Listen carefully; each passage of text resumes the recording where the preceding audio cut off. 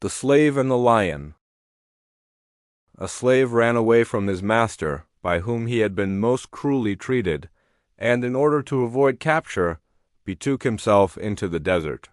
As he wandered about in search of food and shelter, he came to a cave, which he entered and found to be unoccupied. Really, however, it was a lion's den, and almost immediately, to the horror of the wretched fugitive, the lion himself appeared.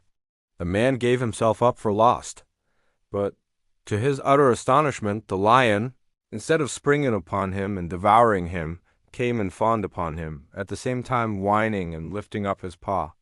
Observing it to be much swollen and inflamed, he examined it and found a large thorn embedded in the ball of the foot. He accordingly removed it and dressed the wound as well as he could, and in course of time it healed up completely. The lion's gratitude was unbounded. He looked upon the man as his friend, and they shared the cave for some time together. A day came, however, when the slave began to long for the society of his fellow men, and he bade farewell to the lion and returned to the town.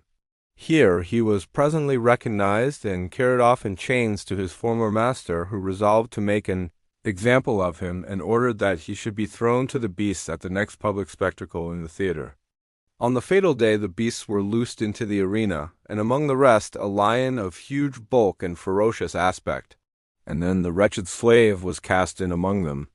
What was the amazement of the spectators, when the lion after one glance bounded up to him and lay down at his feet with every expression of affection and delight. It was his old friend of the cave.